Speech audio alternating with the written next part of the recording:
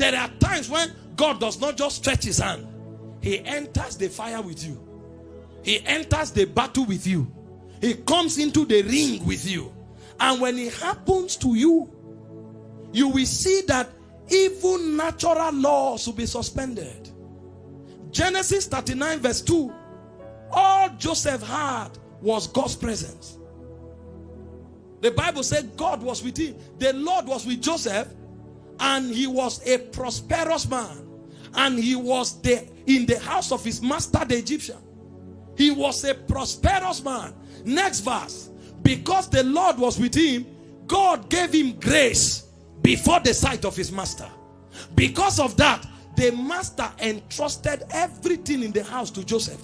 He wasn't supervising. Presence.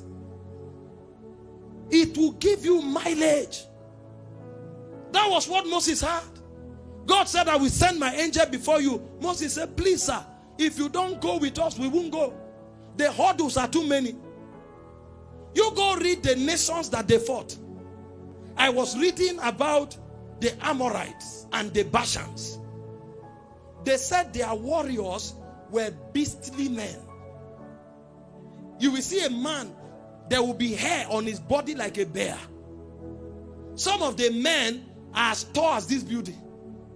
If they slap you, you will faint. You will carry your spear. They will stand. You will stretch it. It will reach them. And they can hold your head and squeeze it. These were the people they were contending with. You think when those guys said, we are like grasshoppers, they were lying? They were not. Oh. They were speaking fact. The reason God was angry was because they were not talking faith. Okay, when they measure stature in the natural, you will be standing. You will be at a man's knee. That's your height. If he moves his leg, 10 of you will die. They say, is this the people we are coming to conquer? This is a wrong address. Go back to that map. Google map has got it wrong. Is this the location? This is not where God said. These ones don't fight with human beings. So Moses knew they needed presence. If your presence does not go with us, we won't move from here. But when God's presence comes, he gives you speed. That was why Joseph just kept rising, kept rising. He came to Potiphar's house. Before you know, he was in charge. He went to the prison. Before you know, he was in charge. He went to Pharaoh's court. Before you know, he was in charge. God was with him.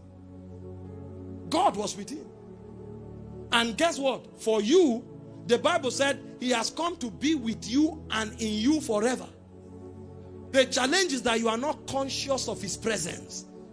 Become like David. Though I walk through the valley of the shadow of death, I fear no evil, for thou art with me. You are not conscious that he's present. That's why you are conscious of the mountain. The day you become conscious that he's with you, he will carry you. He will lift you. He will give you speed. Presence. You have no reason not to be the head and the head only. You have no reason. God is with you. Number 3, what is the force that makes for advancement? Divine favor. Divine favor. Anybody who has favor breaks protocols. Esther 2:17. She was made a queen by favor, not by beauty. If you read from verse 15, there were many virgins like her. All of them prepared like her. But the moment she entered, the Bible said she found favor with the king. So she was picked from other virgins, promoted to become a queen in the place of Vashti because of favor. When you find men that are moving fast, it's not just by hard work. There is favor on their lives. And you can provoke it. At least Esther showed us that fasting and prayer provoke favor. She showed us. In Esther 4:16, he said, take a 3 days fast. I will also fast with my maidens. When she was done, Esther 5:2, she showed up. And laws were broken because of her. The king said, whatever you want, I will give you. Even if it is half of my kingdom. One thing I don't joke with is favor. I read the Bible and I discovered there were 4 major things favor does. Number 1, it breaks protocols. The Bible said Esther entered at a time that she shouldn't enter. Meanwhile, the law of the Medes and the Persians uttered not. But because of favor, it was uttered. The king lifted the scepter and said, come. Number two, favor commands the allegiance of men. People will start working with you as though they are confused. It's a force. In 1 Chronicles 12:22, the Bible said, daily men joined themselves to David until his host became like the host of God. Favor.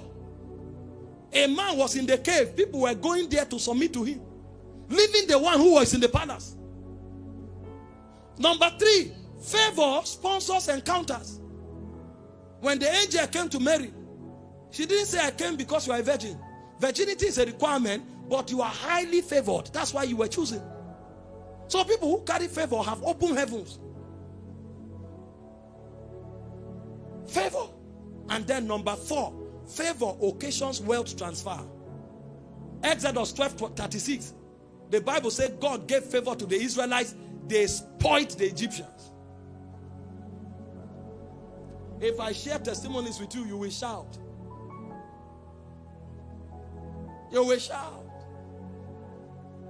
You know what God told me? He said this ministry is not sponsored by offering and tithe. When people give, they are honoring me. They are expressing their love for me. That's what you should teach them. That's why I teach you here like that. Where a man's heart is, his treasure is there. Honor the Lord with your substance. He said when they give, they are worshiping. Philippians 4:18, your offering has come up as a sweet-smelling savour. He said, what will bring resources to this ministry is my favor on your life and the honor I put on your life. Sir, people look for my account details sometimes for 6 months. Those who have the numbers will tell you. They are looking for it as if it's a treasure they are seeking. You will marvel. What people go out of their way to do. They say, I heard your message. I was so touched. Is that why you want to kill yourself? Even they don't understand what's going on. Meanwhile, we don't talk money here. It's favor. It commands wealth transfer. As you demonstrate good stewardship, God increases the favor. He increases it. He increases it. So when a man will advance, God will first of all put favor on his life so that he can advance. So that he can advance. Joseph advanced by favor. Esther advanced by favor. You don't have it, you can't advance. Number four, what makes for advancement is divine wisdom. The Bible said in Ecclesiastes 10 verse 10, wisdom is profitable to direct. How do you think Solomon became so great? It was by wisdom. In 1 Kings 4:29, God gave Solomon wisdom. People brought all kinds of resources to Solomon just to hear him talk. They will load camels with silver, with gold, just to sit down and hear Solomon. They traveled from all parts of the world. The energy and the resources David was using to fight wars, Solomon didn't need to. He was building palaces, enjoying himself, and he was at peace. Wisdom substituted for battle. Those who should fight him brought gold to sit down and learn, and they will come. Solomon will start giving parables about birds. He will talk about rivers. He will talk about trees. He will look at a tree and start talking. The people will be shocked. What kind of wisdom is this? When he talk, they will drop a camel loaded with silver, loaded with gold. You need to see how many cows they slaughtered in Solomon's house every day. Because of wisdom. The guy was moving at the speed of light. You can't advance without wisdom. That's why the Bible said, you should buy the truth and sell it not. It said wisdom is the principal thing. Get wisdom. foolishness is too expensive for you. He said the promotion of the fool is his shame. You can't afford not to. And you know the beginning of wisdom is not reading, it's the fear of the Lord. The reason this generation is becoming foolish is because we lack the fear of God. But those who will reign, those who will advance, are people of wisdom. Number 5 is the strength of God. The strength. There's something called the spirit of might. When God wants to give you speed, he puts that strength on you. The Bible said in Isaiah 40:31, it said, they that wait upon the Lord, they renew their strength. They mount up with wings like eagles. It said when they run, they are not weary. So the moment that strength comes, you start running. And in case you choose to walk, he said you won't fail. So men who advance, they know how to substitute human strength with divine strength. And one of the ways to do it is to sit in the presence, is to wait on the Lord. He said if you faint in battle, your strength is little. Those of us who move, we have strength. And a point comes when it will reflect even in your physical body. See, if you see the schedules we keep, you'll be shocked. They are enormous. There are times when in a week, I minister up to 24 times. 2 weeks ago when I was in 3 weeks ago, when we were doing the last prayer watch, when I was in the UK, I took 12 sessions in 2 days. Every 3 hours, led prayer for 1 hour. And then I finished, ministered 2 sessions in RCCG, ministered in Encounter Jesus London, and then we started a center in Birmingham. I ministered there. That's 12 plus 5. Then I ministered the Wednesday in the Healing to the Nation program. Flew 9 hours to Kenya and ministered 3 sessions. Got back here, ministered Sunday and Tuesday. You think we are relaxed and we are moving. Monday to Friday, you don't deploy yourself to anything. You say, we are going to advance. Never. God give you strength to use it. Deploy your strength if you will advance. Number 6, as I round up, vision. The fastest way to move is to see. He said in Habakkuk 2 verse 1, I will stand upon the watch and I will see what he will say to me. He said, and he said, write the vision, make it plain upon tables, that he may what? Run. The moment you download what you have seen, the next thing is to run. That he may run that reads it. So the product of vision is to cover mileage. Those who don't see, they can't run. That's why one of the battles of the devil is to blind you. He said, if our gospel be hid, 2 Corinthians 4:3-4, is he to them that are lost, in whom the God of this world has blinded the minds of them, so they didn't receive the glorious gospel, which is the invisible image of God. So many people are not moving because they are blind. Have you ever seen a blind man running? Running is a principle of retardation. You will need somebody to direct you, so you are at the mercy of another. But the moment your eyes open, speed becomes inevitable. So one of the precursors of speed and advancement is sight. Those who run, they see. And that's why you can't afford to be blind. But guess what? Distraction blinds. Corruption blinds.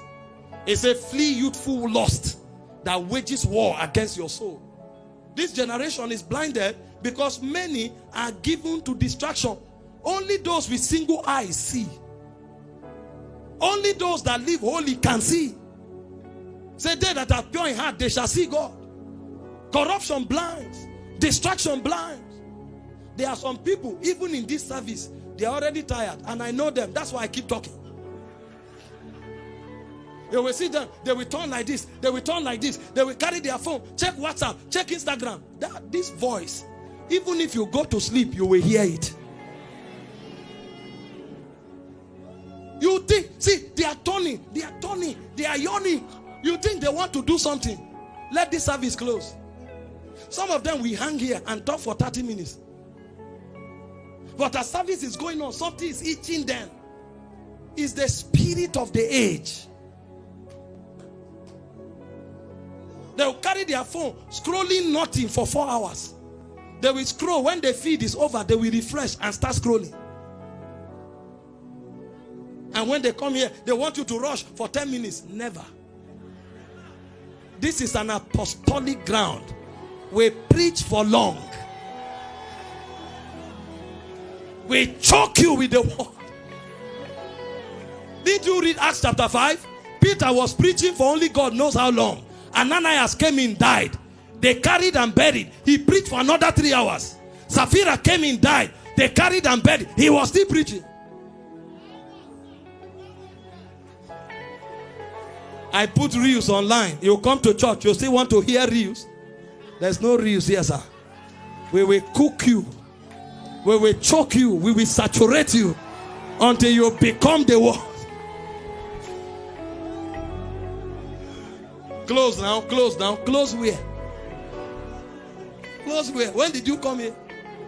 You have 168 hours in a week. You only spend 7 to 8 hours here.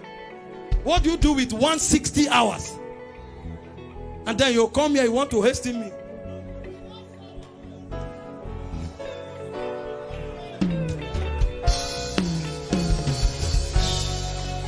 Elohim Adonai.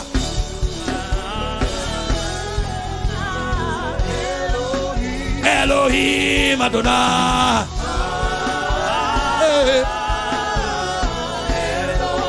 Elohim Adonai.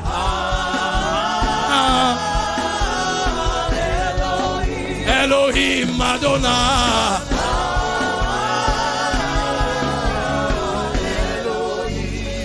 Sit down, let me round up.